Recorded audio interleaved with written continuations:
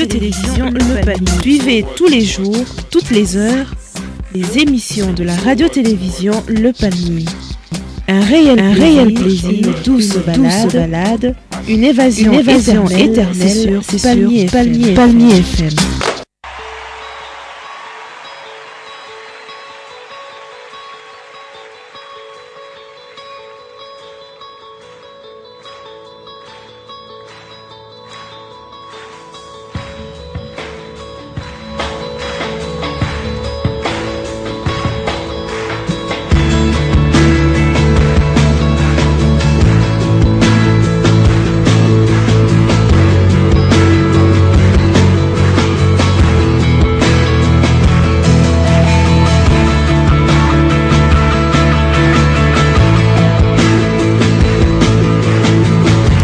Merci beaucoup mesdames et messieurs, merci beaucoup de partout là où vous nous suivez. Nous vous remercions vraiment d'être branchés à notre grande radio Le Palmier qui émet depuis le centre-ville. Nous vous bénissons et nous vous disons un grand merci. Vous êtes dans l'émission intitulée Volonté divine. Et dans cette émission Volonté divine, aujourd'hui nous allons parler de l'apostasie dans l'église. L'apostasie dans l'église. Et avant de commencer notre mission, j'aimerais remercier ceux qui nous ont permis que vous puissiez nous suivre de partout. Je remercie la réalisation de Maman Divine Pezo. Je remercie la supervision de Maman Bijou Kabouita. Je remercie la programmation de Pasteur Elinema ainsi que la production.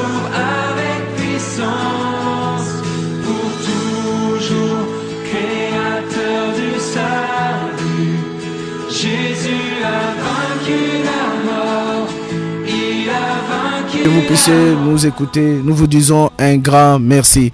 Que Dieu vous bénisse. Aujourd'hui, bien-aimés, dans notre émission intitulée Volonté divine, nous allons parler de l'apostasie dans l'église. L'apostasie signifie abandon de la foi. Apostasie signifie abandon de la pratique de la saine doctrine. L'apostasie signifie abandon du chemin qui mène à la vie éternelle. L'apostasie signifie abandon des œuvres de la foi. Et il y a des personnes qui sont à l'église, qui fréquentent l'église chaque jour. Il y a des fervents, il y a même des gens qui ont des fonctions ecclésiastiques. Mais ils ont déjà abandonné la foi. Ils ont déjà abandonné le chemin qui mène à la vie éternelle. Ils ont déjà abandonné les pratiques de la bonne doctrine, de la saine doctrine. Dans le temps de Jésus, on les appelait de pharisiens. Même aujourd'hui, il y a de telles personnes dans l'église. Et c'est de ça que nous voulons parler. Celui qui est au micro, c'est votre bien-aimé, Dr Peniel Kitenge. Si vous voulez nous joindre, vous pouvez nous appeler au 099 028 16 72. 099 028 16 72. Nous avons déjà parlé, question de se rappeler la définition de l'apostasie. Comment est-ce que le diable est arrivé à plonger l'église dans l'apostasie? Comment est-ce que le diable est arrivé à plonger des gens qui sont dans l'église, dans des prières chaque jour, dans des séminaires, des conventions, des marathons, des retraites? Mais comment est-ce que le diable est arrivé à les plonger dans l'apostasie? Parce que l'apostasie ne vient pas par un bâton magique. L'apostasie ne vient pas par un bâton de Moïse. Pan. Non. L'apostasie, c'est un processus, un mécanisme, une procédure dans lequel le diable amène quelqu'un à changer des convictions sur le plan pratique. Vous savez, vous pouvez accepter la parole de Dieu. Vous pouvez être convaincu de la parole de Dieu. Et vous pouvez certifier que la parole de Dieu est vérité. Mais quand il s'agit de mettre en pratique, vous sentez en vous une autre loi, vous sentez en vous une autre volonté, vous sentez en vous une autre conviction en dehors de ce que la Bible vous dit et vous la mettez en pratique. C'est ça, le diable finit par travailler le cœur de l'homme. Tout ce que nous sommes en train de regarder à la télé influence notre vie. Tout ce que nous sommes en train d'écouter influence notre vie. Tout ce qui se passe dans notre entourage influence notre vie. L'entourage de notre vie influence notre vie. Nous sommes le fruit de la société. C'est pourquoi Paul est en train de dire aux Corinthiens, les mauvaises compagnies corrompent le bon mœurs. C'est pourquoi la Bible nous enseigne comment Salomon, lui qui a construit le temple de Dieu, a aussi construit le temple de Baal, a aussi construit le temple de Moloch, a aussi construit le temple de Belzéboub, les idolâtres. Comment lui qui connaissait la vérité, comment lui qui a palpé la vérité, qui avait la sagesse de Dieu, a été détourné de la parole de Dieu. Ne pense pas que tu es sage. Si le diable commence à te travailler, il finira par te vaincre. C'est pourquoi on l'appelle, c'est un lion qui rugit. C'est un guerrier de temps. Quand il a été précipité, au ciel il y avait une fête. La Bible déclare, voilà, ce jour-là, quand il a été précipité, au ciel il y avait une fête. Les anges ont applaudi. Mais ils sont encore regrettés. Ils ont dit malheur à la terre, parce que le diable y est descendu, sachant qu'il a peu de temps. Et donc, bien aimé dans le Seigneur, le diable c'est un vaillant combattant. C'est un mauvais ennemi parce qu'il n'abandonne jamais. Vous pouvez le vaincre aujourd'hui, il va revenir. Vous allez le vaincre, il va revenir. Quand même nous appelons le feu dans l'église, le feu que nous appelons dans l'église, le feu ne descend pas brûler totalement les démons. Le feu les chasse seulement. Et ils reviennent encore. Ils reviennent jusqu'à ce que vous allez finir par baisser vos bras. Et vous serez attaqués et vaincus. L'apostasie. Et nous avons parlé de sceau de l'apostasie. Comment est-ce que le diable scelle ceux qui sont séduits de son sceau. Nous avons parlé des caractères que l'apostasie produit dans la vie de l'homme. Quand quelqu'un il est scellé du sceau de la bête, comment est-ce que nous pouvons le reconnaître même dans l'église? Aujourd'hui nous parlons de l'apostasie dans l'église. Nous allons prier pour que Dieu puisse nous donner de la sagesse, afin que nous puissions parler non de notre part, mais de la part de la parole de Dieu. Que cette parole soit inspirée pour enseigner, convaincre, corriger, instruire. Prions. Seigneur Dieu de toute sagesse et de toute intelligence, nous t'invitons ce moment-ci, prends l'autorité et prends le contrôle pour que tu puisses parler au cœur de tout un chacun de nous et pour que les enfants puissent revenir au Père, pour que ceux qui sont élus à toi de grâce, que leur cœur soit touché et qu'ils puissent se repentir des mauvaises voies à toi de grâce et qu'ils reviennent à toi. Nous avons ainsi prié au nom de Jésus-Christ. Amen. Oui, bien-aimé dans le Seigneur, nous disons celui qui est au micro, c'est votre bien-aimé Dr Peñel Kitenge. Si vous voulez nous joindre, vous pouvez nous appeler au 099 028 16 72. 099 028 16 72. Nous sommes dans notre premier livre, c'est le livre de Tite, chapitre 1er, verset 10. Tite, chapitre 1er, verset 10. La Bible déclare ceci. Nous commençons par le 9e verset. La Bible déclare: attachez à la vraie parole, telle qu'elle a été enseignée, afin d'être capable d'exhorter selon la saine doctrine et de refuter les contradicteurs. Il y a en effet, surtout parmi les circoncis, beaucoup de rebelles, de vains discoureurs et de séducteurs. Il y a parmi les circoncis beaucoup de rebelles. Nous allons parler de l'esprit de rébellion qui est en train de s'installer dans l'église. Vous savez, après 21 siècles d'existence de l'église de Jésus-Christ, il y a plusieurs virages. Aujourd'hui, nous comptons 25 déviements. L'église a dévié de son chemin que Jésus avait tracé. Il a dévié sur 25 points. Et le 25 points ne maintiennent pas la personne dans le chemin qui mène à la vie éternelle. Mais le 25 points le détourne du chemin de la vie éternelle. Il y a plusieurs déviations. L'église continue à commettre plusieurs déviations qui sont en train de virer le peuple de Dieu hors du chemin qui mène à la vie éternelle. Vous savez, quand on a une partie de la vérité, on n'est pas dans la vérité. Quand on a quelques notions de vérité, on n'est pas dans la vérité. Quand on a quelque chose qui ressemble à la vérité, on n'est pas dans la vérité. La vérité n'est pas une partie de vérité. La vérité n'est pas quelques notions de la vérité. La vérité n'est pas ce qui ressemble à la vérité. La vérité, elle est totale à son entièreté. Dès que vous prenez une partie de vérité et vous répudiez et vous refusez une autre partie de la vérité, vous n'êtes plus dans la vérité. Dès que vous choisissez les passages qui vous plaisent, les passages qui défendent votre position et les autres passages qui vous redressent avec rigueur, vous les rejetez, vous n'êtes plus dans la vérité. Dès que vous prenez quelque chose qui ressemble à la vérité, vous prenez un message biblique, mais vous l'interprétez de manière à ce que ça ressemble à une vérité, vous n'êtes plus dans la vérité. La vérité, elle est têtue, elle reste ce qu'elle est. Vous savez, l'œuvre de Dieu, c'est un contrat d'adhésion. Dieu, il a écrit la Bible. Il a placé les conditions pour entrer dans la vie éternelle. Et il te demande, si tu veux entrer dans la vie éternelle, voici les conditions à remplir. Si tu le remplis, tu remplis toutes les conditions, il te procure la vie éternelle. Mais si tu remplis une partie de conditions, il ne va pas te procurer la vie éternelle. Si tu remplis quelques conditions qui te plaisent, il ne va pas te procurer la vie éternelle. Si tu remplis des notions qui ressemblent aux conditions que Dieu a fixées, tu ne vas pas hériter la vie éternelle. La vie éternelle ressemble à un contrat de bail. Quand vous voulez entrer dans une maison, vous allez appeler le bailleur. Le bailleur va fixer les conditions. Le bailleur va te dire, voici ce que moi j'aimerais si quelqu'un veut entrer dans ma maison. Il doit payer par exemple l'avance de $1000. Il va commencer à payer par jour $100. Il doit faire l'entretien de la toilette. 6 mois après, il doit peindre les murs. Il doit aussi prendre soin de la parcelle. Il te donne les conditions. Si tu acceptes de remplir les 5 conditions, par exemple, qu'il te donne, le bailleur te donne sa maison, tu deviens propriétaire comme locataire. Mais si tu remplis quelques conditions, tu seras chassé de sa maison.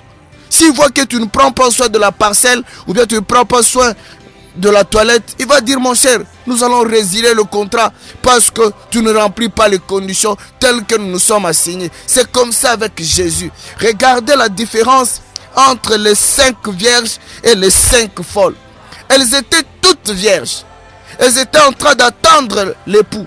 Pourquoi on appelle les 5 folles? Parce qu'elles n'ont pas seulement rempli la condition de se préparer à l'avènement de Jésus-Christ. Seulement une seule condition, de se préparer à l'avènement de Jésus-Christ. On les appelle des folles. Regardez une femme folle. Est-ce que quelqu'un peut épouser une folle? On les appelle de folles parce qu'elles n'ont pas rempli seulement une condition parmi toutes les conditions qu'on a fixées. Elles n'avaient pas l'huile au moment où il fallait en avoir. Elles n'avaient pas l'huile au moment où il fallait en avoir. Bien-aimé, si tu respectes quelques conditions de la Bible, cela ne signifie pas que tu plaises à Dieu. Il y a des rebelles à l'église, des gens qui se sont révoltés à la parole de Dieu, mais ils sont dans l'église. Vous pouvez plaire à votre pasteur, vous pouvez plaire à la communauté, mais cela ne signifie pas que vous plaisez à Dieu. Vous pouvez être pur devant votre conscience, mais cela ne signifie pas que vous êtes saint devant Dieu. Vous pouvez être justifié par les hommes, cela ne signifie pas que Dieu aussi appuie votre position. 1 Corinthiens 13 est en train de dire, vous pouvez tout donner. Vous pouvez avoir la prophétie, la connaissance de toute, la science de toute connaissance. Vous pouvez avoir le don de la foi au point de déplacer les murs, les miracles extraordinaires. Mais si en vous il n'y a pas l'amour de la parole de Dieu, si en vous il n'y a pas l'amour de la vie éternelle, vous le faites parce que vous voulez qu'on puisse vous applaudir. Vous le faites parce que vous avez besoin d'être considéré. Vous n'allez pas hériter la vie éternelle. La vie éternelle, c'est un chemin avec condition. La vie éternelle, c'est le salut conditionné. Vous n'allez pas recevoir la vie éternelle parce que vous fréquentez chaque jour l'église. Vous n'allez pas avoir la vie éternelle parce que vous avez été baptisé. Vous n'allez pas avoir la vie éternelle parce qu'on a changé votre nom le jour de baptême. Vous n'allez pas avoir la vie éternelle parce que vous avez le Saint-Esprit, vous êtes loin. Vous n'allez pas avoir la vie éternelle parce que vous parlez en langue, vous prophétisez et vous enseignez très bien. Vous n'allez pas avoir la vie éternelle parce que vous êtes prophète. Celui qui est digne d'avoir la vie éternelle, c'est celui qui remplit les conditions que Dieu a demandé de remplir. Vous pouvez faire les accessoires, comme on a dit à Marthe. Marthe était en train de préparer la nourriture pour Jésus et pour les disciples. C'était une bonne chose comme on voit à l'église aujourd'hui. On prêche dans l'église, mais il y a des mamans qui sont dehors, qui préparent la nourriture pour les prédicateurs, pour les pasteurs et les anciens quand ils vont rester dans la réunion. C'est une bonne chose, c'est l'œuvre de Dieu. Mais ce sont des accessoires qui ne vont pas vous sauver. Vous pouvez chanter du matin au soir, mais si vous ne remplissez pas les conditions, même si on dit au ciel il y aura des adorateurs, si vous ne remplissez pas les conditions, vous n'allez pas avoir votre nom dans les livres de vie. C'est comme à l'école. Quand quelqu'un étudie comme à l'université, vous pouvez faire des TP, des TD, vous réussissez. Vous pouvez même passer des examens, vous êtes en train de réussir. Mais à la fin, quand on va amener le palmarès, on va regarder votre nom, on va dire, vous ne vous êtes jamais inscrit. Vous n'avez respecté aucune des conditions administratives. Peut-être vous manque seulement 5 000 francs, une fiche de 5 000 francs. Et ils vont dire, vous n'êtes pas délibérable parce que vous n'avez pas rempli une des conditions. Veuillez remplir cette condition. Vous avez déjà dépensé peut-être 3 000 $, mais il vous reste seulement 5 000 francs. Mais ils sont incapables de vous comprendre. Ils vous disent, vous n'avez pas encore rempli toutes les conditions, mon frère. Remplissez les conditions et vous serez délibéré. Vous avez déjà réussi, mais les conditions administratives, il faut les remplir aussi. Je vous connais, oui, mais les conditions administratives, c'est ça avec la vie éternelle, qu'on ne puisse pas te distraire.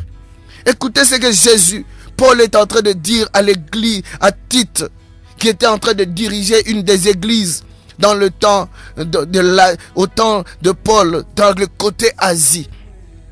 Paul dit ceci: il y a en effet surtout parmi les circoncis. Vous savez, les circoncis, au temps de Jésus-Christ, il était considéré, tous ceux qui étaient dans l'Ancien Testament, on appelait païen tout celui qui n'était pas circoncis dans l'Ancien Testament. Et dans le Nouveau Testament, celui qu'on appelait païen, celui qu'on continue à appeler païen jusqu'à aujourd'hui, c'est celui qui ne croit pas au message de Jésus-Christ, c'est celui qui n'incarne pas Jésus-Christ. Alors, il y avait un problème à Rome. Quand Paul a prêché la parole de Dieu à Rome, les gens ont cru. Il y avait aussi des Juifs qui étaient à Rome qui ont cru. Il y avait des Juifs partout en Éphèse, à Thessalonique, il y avait partout dans les églises. Il y avait aussi des Juifs qui croyaient au message de Jésus-Christ. Alors, ces Juifs qui fréquentaient les synagogues, qui fréquentaient l'église, ils étaient rebelles. Ils étaient révoltés par rapport à la parole de Dieu. C'est ce que Paul est en train de dire à Tite. Il dit, il y a parmi les circoncis, il y a parmi les gens qui fréquentent l'église, il y a parmi les gens qui croient au message, il y a beaucoup de rebelles. Les rebelles. Le rebelle, c'est qui? Le rebelle, c'est celui qui connaît la vérité. Le rebelle, c'est celui qui sait le chemin qui mène à la vie éternelle. Mais il abandonne à cause de besoins de ce monde. Il abandonne à cause des désirs de ce monde. Il abandonne à cause de matériel. Il abandonne à cause de biens de ce monde. Écoutez ce qu'il dit dans le livre, dans le 16e verset, titre, chapitre 1er. Dans le 16e verset, il dit ceci: ils font profession de connaître Dieu, mais ils le renient par leurs œuvres, étant abominables, rebelles et incapables d'aucune bonne œuvre.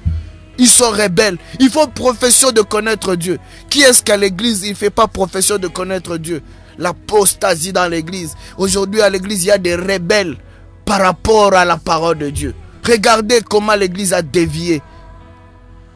Des rebelles par rapport à la parole de Dieu. L'église s'est révoltée à la parole de Dieu juste pour emprunter le chemin que le monde a adopté. Vous savez que le monde est en train de mettre de la pression sur l'église depuis le temps ancien. Si vous lisez le livre d'Apocalypse, les 7 églises d'Apocalypse, vous allez voir qu'à chaque église, l'église de Éphèse, de Smyrne, de Pergame, l'église de Laodicée, l'église de Philadelphie, à chaque église, Dieu est en train de reprocher qu'il y a une fausse doctrine qui est en train de combattre la bonne doctrine. Il y a toujours eu un combat. Imaginez, je prends un exemple pour faire comprendre que l'église a dévié sur beaucoup de points. Est-ce qu'on peut fêter votre anniversaire alors que vous êtes absent? Est-ce qu'on peut changer la date de votre anniversaire sans qu'on puisse vous mettre vous-même au courant? Est-ce qu'on peut fêter la date d'anniversaire sans vous consulter au préalable? Est-ce que pouvez-vous accepter qu'on puisse adapter votre date d'anniversaire à la date de quelqu'un que vous êtes ennemi? Quelqu'un qui vous a fait du mal. Est-ce que vous allez accepter? Mais c'est ce que les gens ont adopté à l'église aujourd'hui. Ils ont dévié à la parole de Dieu. Ils se sont révoltés à la parole de Dieu juste pour faire plaisir à eux. Ils ont pris, par exemple, la date de Noël.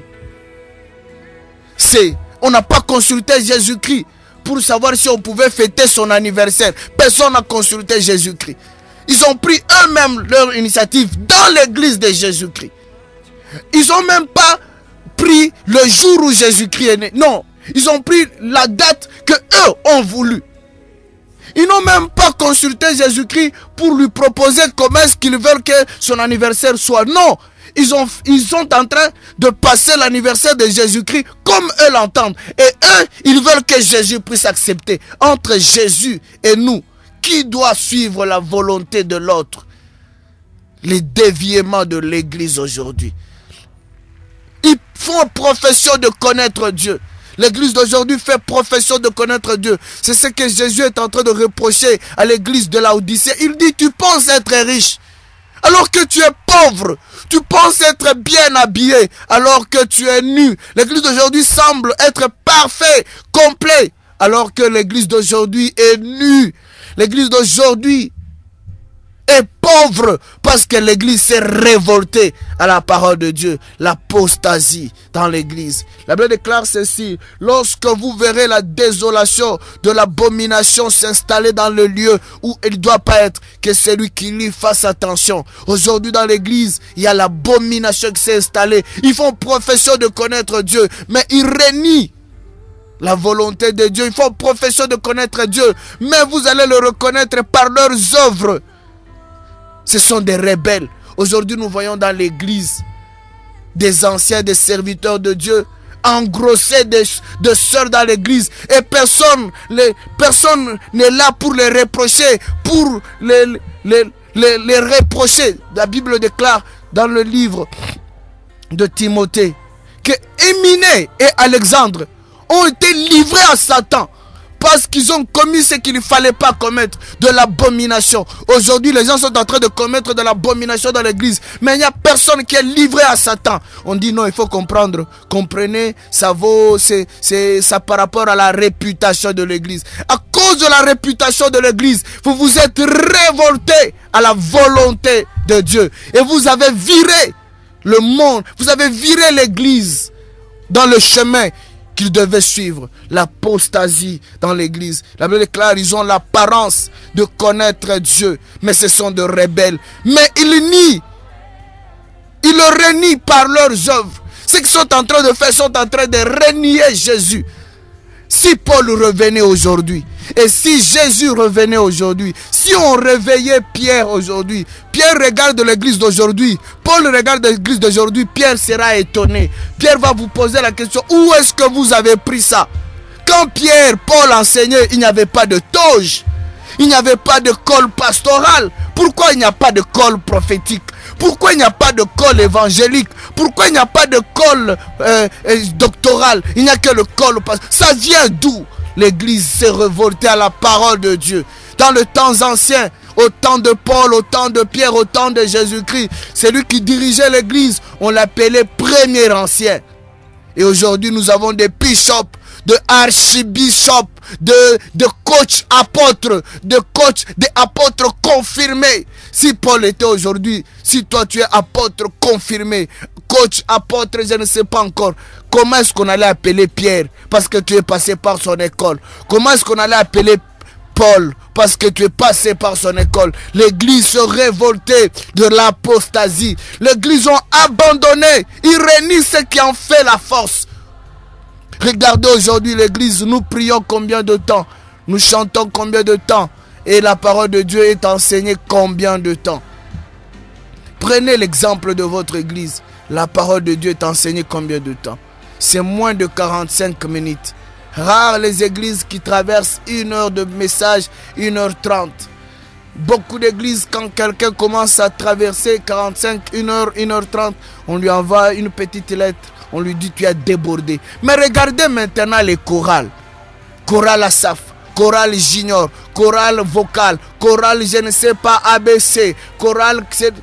Si vous calculez le temps que la musique prend dans l'église, mais c'est au-delà de la parole de Dieu. Et si vous approfondissez ce que la musique est en train de donner, mais nous sommes partis à Kolwezi, on nous donne de la musique en anglais, on nous donne de la musique en lingala. Les gens n'écoutent même pas le message qui est dans la musique. Les gens dansent, les gens bougent. Ils bougent par rapport à quoi? Ils bougent par rapport au rythme, pas par rapport au message. Si on dit David a dansé, David n'a pas dansé par rapport au rythme. David a dansé par rapport au message qu'il était en train de lui-même chanter. L'église a dévié. La Bible déclare, ils ont l'apparence de la piété. Ils ont l'apparence, ils font profession de connaître Dieu, mais ils le renient par leurs œuvres. Incapables d'aucune œuvre. C'est pourquoi, bien-aimé, j'aimerais que tu prennes conscience que l'apostasie est entrée dans l'église. Plusieurs se sont détournés de la vérité. Plusieurs se sont détournés du chemin que Jésus nous a tracé. Plusieurs se sont détournés du chemin que les apôtres nous ont laissé. Quand Jésus était avec les apôtres, il les a enseignés et puis il les a envoyés. D'abord 12 personnes. Puis il a envoyé, quand ils étaient au nombre de 60, puis au nombre de 70, même quand ils sont restés à 21, à 121, ils ont continué, à 120, ils ont continué à enseigner. Regardez aujourd'hui, l'église a endormi plusieurs ministères, l'église a endormi plusieurs dons dans l'église. Il n'y a que les mêmes personnes. Les gens ont fini par croire que servir Dieu, il faut être pasteur. Servir Dieu, il faut passer à la chair. Servir Dieu, il faut être prophète. Servir Dieu, il faut être évangéliste. Il faut être docteur. Il faut être je ne sais pas qui. Les gens ont oublié les héros dans l'ombre. Les héros dans l'ombre. Aujourd'hui, plusieurs personnes ne servent plus Dieu. Ils viennent à l'église, ils écoutent la parole de Dieu, ils disent Amen et ils rentrent. Ce n'est pas ce que Jésus nous a laissé. Ce n'est pas ce que Jésus nous a laissé. Jésus nous a demandé à tous, même toi qui es au fin fond là, même si tu n'as pas de responsabilité à l'église, on n'a pas besoin de responsabilité à l'église pour servir Jésus. L'apostasie dans l'église. Écoutez, la Bible déclare ceci. 1 Samuel chapitre 15 verset 22. 1 Samuel chapitre 15 verset 22. Écoutez ce que la parole de Dieu est en train de nous dire. 1 Samuel chapitre 15 verset 22. La Bible déclare ceci. 1 Samuel chapitre 15 verset 22. La Bible nous dit ceci. Samuel dit, l'Éternel trouve-t-il du plaisir dans les holocaustes et les sacrifices comme dans l'obéissance à la voix de l'Éternel?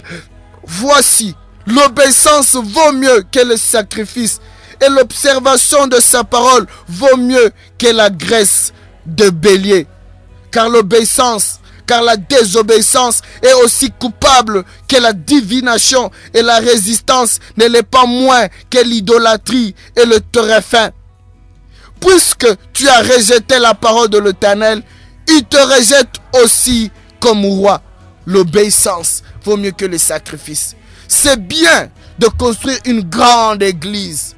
C'est bien d'être nombreux dans l'église. C'est bien de se couvrir entre nous quand nous péchons. C'est bien de se protéger dans l'intérêt de la réputation de l'église. Oui, ça c'est bien. Mais Jésus dit, l'obéissance vaut mieux que les sacrifices. Si vous faites des sacrifices, mais vous n'êtes pas dans l'obéissance de Dieu, cela est vain. Vous êtes rebelle par rapport à Dieu. C'est Saül. On parle de l'exemple de Saül. Saül s'est révolté. On a demandé à Saül d'entrer dans le camp de l'ennemi et de vouer à l'interdit tout ce qu'il va trouver. Mais Saül, lui, n'a pas fait cela. Saül, lui, il a pris des animaux avec graisse. Il a pris le roi, il a sauvé, il a amené, il a dit, nous pouvons utiliser ces animaux engraissés pour offrir à Dieu. Dieu a dit, non, non, moi je n'ai pas besoin que tu puisses m'offrir des animaux engraissés. Aujourd'hui, nous avons des gens qui sont dans des sociétés. Ça, c'est quelque chose de bien. Mais regardez leur façon de vivre dans la société. Il ne faut pas prendre, c'est parce que c'est de l'offrande, vous prenez toute l'offrande, alors que c'est impur devant Dieu. L'église, revenons à l'obéissance de la parole de Dieu. Revenons à l'obéissance de la parole de Dieu. Aujourd'hui, nous avons à l'église des jeunes garçons qui gardent beaucoup de cheveux. La Bible dit non. Les jeunes garçons, nous devons couper les cheveux. Il n'est pas agréable à un homme de garder de longs cheveux. C'est écrit dans la Bible. Aujourd'hui, nous avons des sœurs à mini-jupe, des sœurs en collant dans l'église. Non. Si Paul se réveille aujourd'hui, il va dire non, ce n'est pas ce que nous avons laissé. Ce n'est pas le chemin que nous vous avons montré. Vous avez dévié juste pour plaire aux gens. L'apostasie est entrée dans l'église. Aujourd'hui, quand Jésus regarde l'église avec la façon dont il a laissé, c'est pourquoi lui-même se pose la question: quand je reviendrai, trouverai-je la foi? Est-ce que je trouverai encore les gens qui garderont le chemin qui mène à la vie éternelle? C'est pourquoi Dieu dit, celui qui veut marcher dans mon chemin, il sera persécuté. Aujourd'hui, les gens veulent être à la mode. Les gens, c'est très bien, on peut être à la mode, mais dans la sainteté. Il y a des jupes qui respectent les 4 conditions de l'habillement d'une femme. L'habillement d'une femme a 4 conditions. Et parmi les 4 conditions de la femme, il y a une condition, la pudeur. Les habits doivent être somptueux.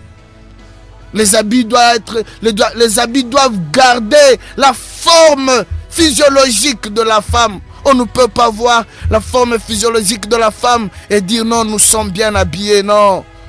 La Bible déclare l'obéissance. La désobéissance est aussi coupable que la divination. Ça signifie quelqu'un qui désobéit à la parole de Dieu, quelqu'un qui résiste à la parole de Dieu. Il est plus qu'un féticheur.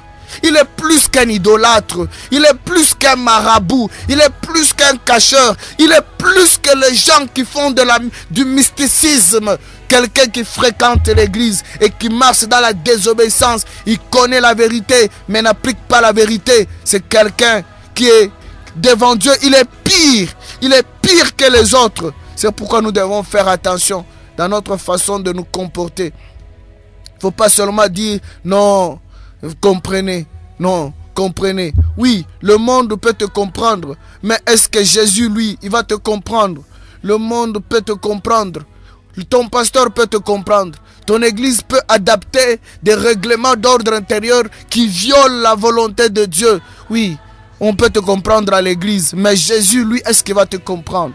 La Bible déclare ceci dans le livre de Hébreux, chapitre 10, verset 26. La Bible déclare ceci: car si nous péchons volontairement, après avoir reçu la connaissance de la vérité, il ne reste plus de sacrifice pour le péché, mais une attente terrible du jugement et l'ardeur d'un feu qui dévorera le rebelle. L'ardente de feu qui dévorera le rebelle. La Bible déclare: si nous connaissons la vérité, mais nous continuons à pécher, si nous savons ce que Dieu nous a donné comme vérité, mais nous l'abandonnons de manière volontaire, nous l'abandonnons de manière expresse, nous abandonnons cela avec conscience que nous venons d'abandonner le chemin qui mène à la vie éternelle. Nous venons de nier Jésus. Nous venons de refuser ce qui nous a été dit de faire. Si nous le faisons de manière volontaire, la Bible déclare ceci: il ne reste plus de sacrifice pour le péché. Le péché volontaire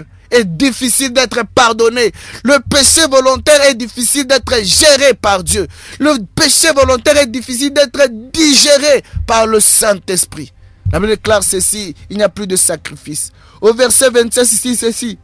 Verset 27, il dit: mais une attente terrible du jugement et de l'ardeur d'un feu qui dévorera le rebelle. Le rebelle, c'est quelqu'un qui connaît le chemin, qui connaît l'autorité de Dieu, qui connaît l'autorité du Saint-Esprit, qui connaît l'autorité de Jésus-Christ. Il a pris la décision de marcher devant Jésus et de considérer Jésus comme Seigneur et Sauveur. Il a pris Jésus comme Seigneur, mais après il se révolte. Il dit: non, Jésus, tu n'es pas Seigneur dans ma vie. Je suis Seigneur de moi-même. J'ai fait ce que je veux. C'est étonnant aujourd'hui de voir quelqu'un qui fréquente l'église et il se dit: moi j'ai un cœur méchant, je suis méchant. Quelqu'un qui dit: moi je suis impoli.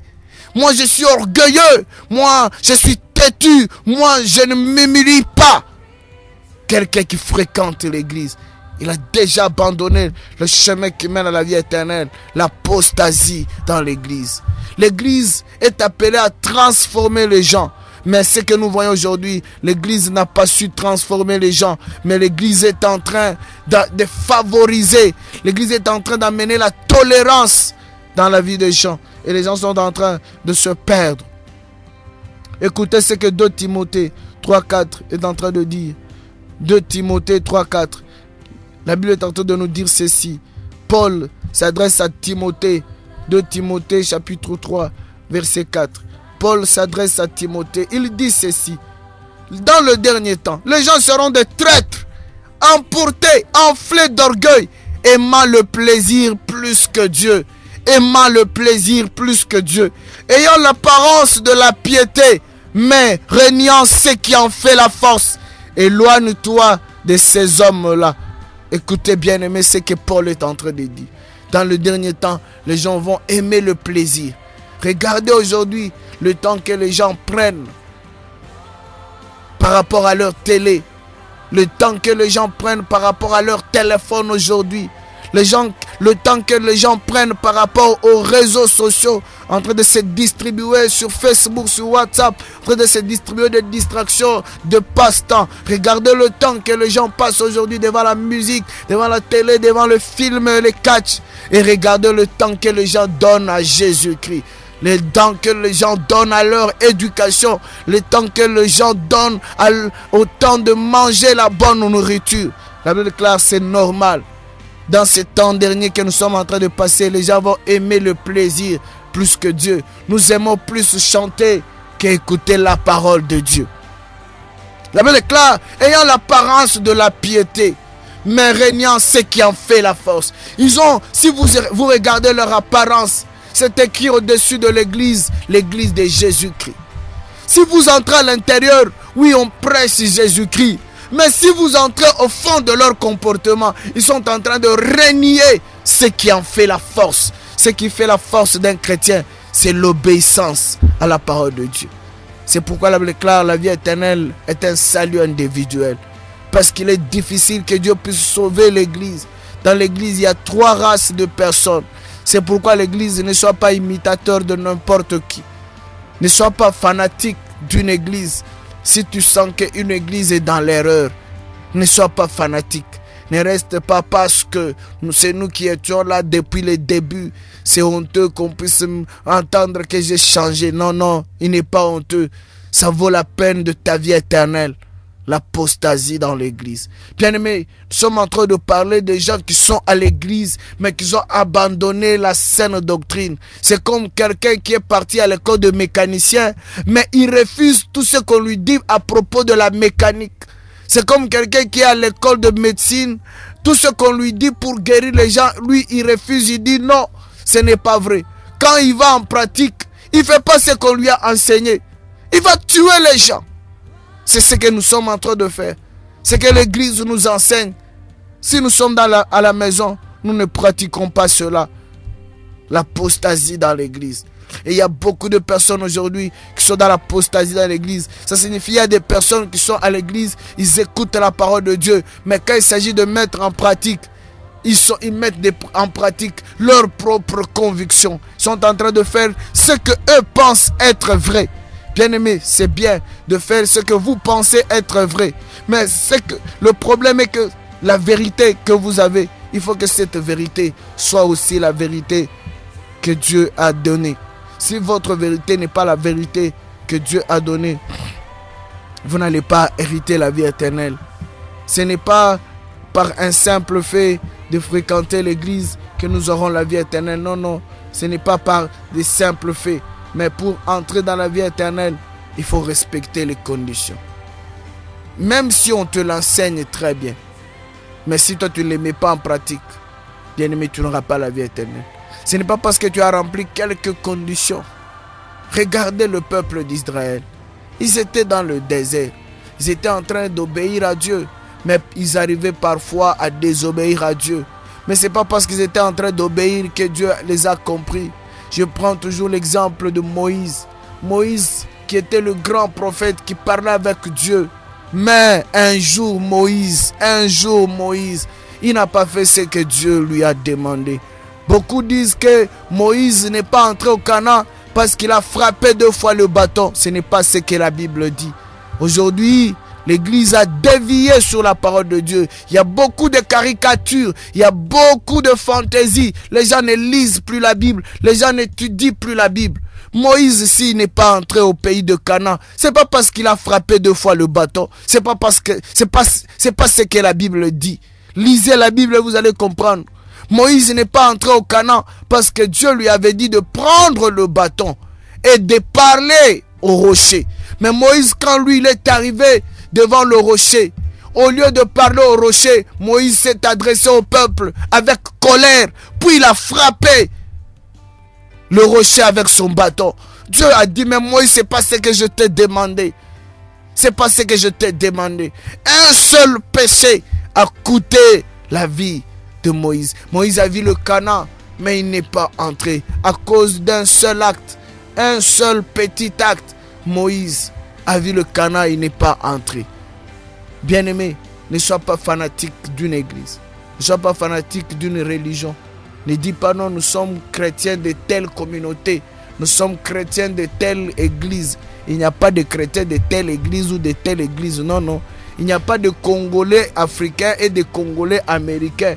Il n'y a pas de Congolais sud-africains et de Congolais zambiens. Un Congolais, c'est un Congolais. Si on est chrétien, on est un chrétien. Quelle que soit notre église, un chrétien, c'est quelqu'un qui a respecté et qui continue à respecter ce que Jésus a donné comme principe. Vous savez, le mot chrétien vient d'où? Le mot chrétien vient de l'Antioche. Quand Jésus est mort, il est ressuscité, il est parti au ciel. Les apôtres, quand ils sont restés, et les disciples, la façon de vivre, leur façon de se comporter, leur façon d'agir et de réagir, leur façon d'aller et de revenir, la façon dont ils annonçaient la parole de Dieu. Ceux qui étaient à côté d'eux, ils ont constaté, ils ont vu, ils ont remarqué chez eux. Le mot chrétien, ce ne sont pas les chrétiens qui l'ont donné aux chrétiens, non. Le mot chrétien, c'est l'entourage qui a donné cela aux chrétiens. Ils ont dit vraiment, vous marchez comme Christ. Ça se voit que vous êtes à l'école de Christ. C'est pourquoi on les appelait des chrétiens. Parce qu'ils étaient à l'école de Christ et ils faisaient les choses comme Christ. Ils étaient en train d'imiter Christ. Et le mot chrétien, le lien là, ne vient pas seulement de Jésus-Christ, de chrétien. Avant Jésus, il y avait plusieurs écoles. Il y avait l'école de Platon. Tous ceux qui étaient à l'école de Platon et qui faisaient des choses comme Platon, on les appelait des platoniciens. Tous ceux qui étaient à l'école de Aristote et qui faisaient des choses comme Aristote, on les appelait des aristotéliciens. Parce qu'ils étaient en train de faire des choses comme telles. C'est pourquoi le terme a même influencé les options. Quand quelqu'un fait de l'électricité, on lui dit c'est un électricien. Le mot sien là signifie c'est un connaisseur, c'est un professionnel de ce métier-là. Il s'y connaît et c'est ce qu'il fait. Si on nous appelle chrétiens, ça signifie nous connaissons Jésus-Christ et nous vivons selon Christ. Les gens voient Jésus-Christ à travers nous. Nous sommes des miroirs. Si quelqu'un veut savoir comment Jésus devait vivre aujourd'hui, il te regarde. Et il comprend que si Jésus était aujourd'hui dans une société, c'est comme ça qu'il devait marcher.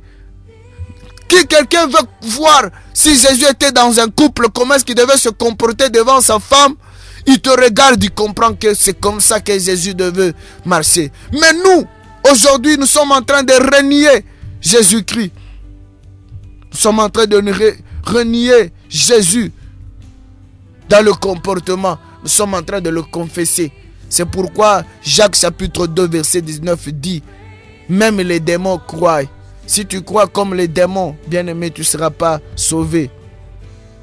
Si tu crois comme les démons, tu ne seras pas sauvé. Que ta croyance puisse t'amener à produire aussi les œuvres. Si tu crois, c'est quelque chose de bien. Mais montre-nous ta foi par les œuvres. Ne nous montre pas des théories. C'est pourquoi la Bible déclare, il y a beaucoup d'appelés, mais il y a peu d'élus. Il y a beaucoup de personnes à l'église, mais il y a peu qui vont hériter la vie éternelle parce qu'il y a peu qui respectent la parole de Dieu. J'aimerais que, bien-aimé, que tu ne sois pas dans l'apostasie dans l'église. L'apostasie dans l'église signifie se révolter contre la vérité, contre le chemin qui mène à la vie éternelle. Tu es dans l'église, on t'enseigne la doctrine, mais toi tu ne l'appliques pas. Tu es incrédule, tu es têtu. Le temps que Dieu te donne de pratiquer la parole de Dieu, toi tu pratiques ta volonté. Parce qu'il n'y a pas que la volonté de Dieu dans ce monde. Toi aussi tu as une volonté. Alors il y a toujours un combat entre ta volonté et la volonté de Dieu. C'est pourquoi Paul dit au Galates chapitre 5, 17, il dit, Paul dit, car les désirs de l'esprit sont opposés aux désirs de la chair. Ils sont opposés entre eux de manière à ce que vous ne fassiez point ce que vous voudriez. Il y aura toujours un combat entre les deux volontés. À toi de choisir quelle est la volonté que tu veux mettre en pratique dans ta vie. Si tu suis ta volonté, cette volonté va t'amener dans le chemin de l'enfer. Mais si tu suis le chemin, la volonté de Jésus, même si c'est douloureux, même si c'est rocailleux, cette volonté va t'amener dans le chemin qui mène à la vie éternelle. À toi de choisir, comme Jésus a dit, je mets devant vous le chemin de la vie et le chemin de la mort, mais je vous demande de choisir le chemin de la vie. Ne vis pas dans l'apostasie. Tu es à l'église, mais tout ce que tu écoutes à l'église, c'est pas ce que tu es en train de faire. Aujourd'hui, tout le monde est chrétien, mais tout le monde ne vit pas la chrétienté. Aujourd'hui, tout le monde connaît la vérité, mais tout le monde n'applique plus la vérité. Tout le monde applique quelques vérités. Tout le monde applique ce qui ressemble à la vérité. Tout le monde applique une partie de la vérité. Tout un chacun de nous cherche à s'accaparer des passages qui soutiennent sa position. Ce n'est pas ça la chrétienté. C'est douloureux. La vie chrétienne nous donne des limites. C'est une vie disciplinée, une vie de limites, une vie de restriction, une vie d'abstinence, une vie de privation. Jusqu'à ce que ça sera un mode de vie pour toi.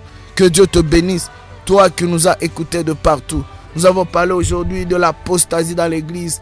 Et si je veux me résumer, malgré que c'est difficile, l'apostasie dans l'église signifie le déviement de l'église par rapport à la volonté de Dieu. Le déviement de la personne qui fréquente l'église, alors devant la parole de Dieu. Il dévie par rapport à la parole de Dieu. C'est ça l'apostasie.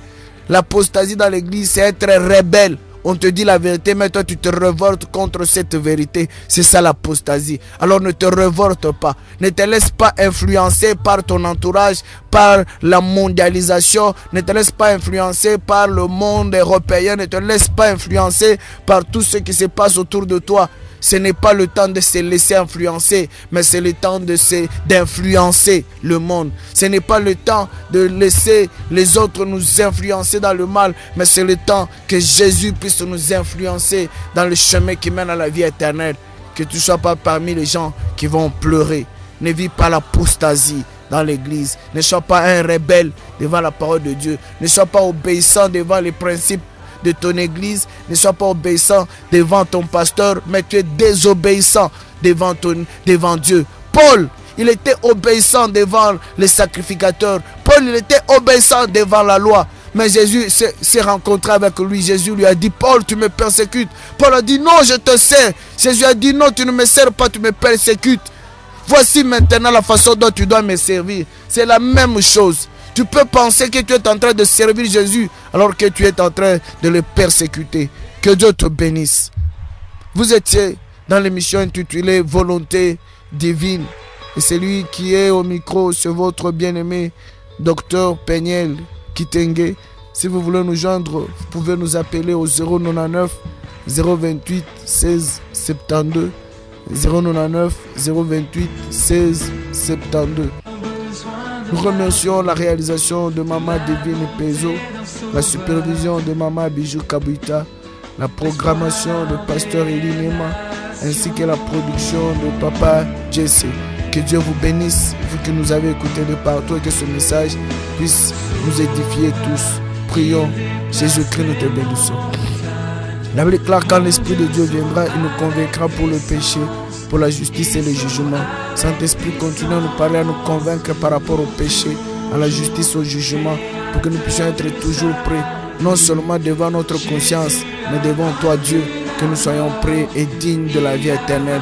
Non selon les gens, selon notre conscience, mais selon toi qui vas juger. Que nous soyons justes devant toi. Gloire et louange puissent te revenir. Bénis tous ceux qui nous ont écoutés et qui nous ont permis que l'émission passe. Nous avons ainsi prié au nom de Jésus-Christ. Amen. En moi tel que je suis.